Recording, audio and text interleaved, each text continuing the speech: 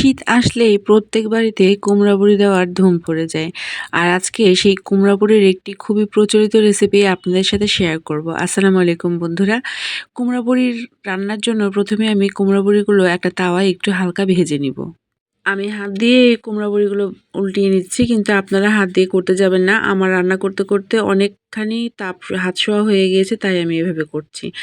তো আমি পরবর্তী স্টেপে চলে গেলাম। আমি মাছে লবণ এবং হলুদ মাখিয়ে সেটা তেলে এপিঠ আর ওপিঠ করে একটু হালকা ভেজে নেব। খুব কড়া করে ভাজতে যাবেন না, তাহলে কিন্তু ঝোলের সাথে মাছটা আর খেতে ভালো লাগবে না।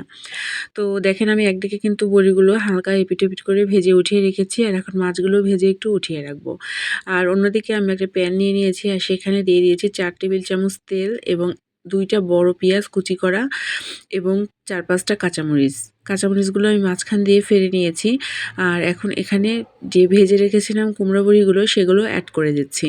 এখন এই কুমড়া বড়িটা আর পেঁয়াজ সব একসাথে আবার একটু ভেজে নিব, এবং তারপরে আমি অ্যাড করে দেব বাকি মশলাগুলো।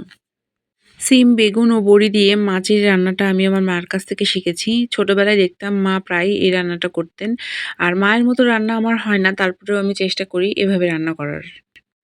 ভাজা পেঁয়াজ ও বড়ির সাথে এখন আমি অ্যাড করে দিচ্ছি 1 চা চামচ আদা বাটা, 1 চা চামচ রসুন বাটা, 1 চা চামচ লবণ এবং সামান্য পেঁয়াজ বাটা।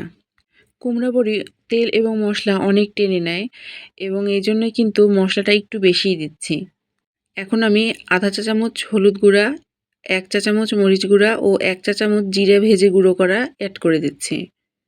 এরপর অল্প সামান্য পানি দিয়ে একটু কষিয়ে নিব। আর বড়িটা একটু সেদ্ধ হওয়ার জন্য কিন্তু পানিটা একটু আমি বেশি দিয়েছি। কুমড়া বড়ি সেদ্ধ হতে একটু সময় বেশি লাগে, আর সেদ্ধ হওয়ার পরেও কুমড়া বড়ি অনেকখানি ঝোল টেনে নেয়। কুমড়া বড়ির তরকারিতে সবসময় ঝোলটা একটু বেশি রাখবেন, কেননা রান্না হওয়ার পর যখন রেস্টে রাখবেন, তখন দেখবেন কিছুক্ষণ পরে কুমড়া বড়ি সব ঝোল টেনে নিয়েছে। এখন কুমড়া বড়িগুলো কষানো হয়ে গেলে আমি কেটে রাখা সিম এবং টমেটো অ্যাড করে দিব, এবং আবার একটু কষিয়ে নিব। এই কেটে দেওয়া টমেটোটা ঝোলের সাথে মিশে গিয়ে এই তরকারির স্বাদটা আরও দ্বিগুণ বাড়িয়ে দিবে। এটা কষানো হয়ে গেলে তারপরে আমি কেটে রাখা বেগুন অ্যাড করে দিব।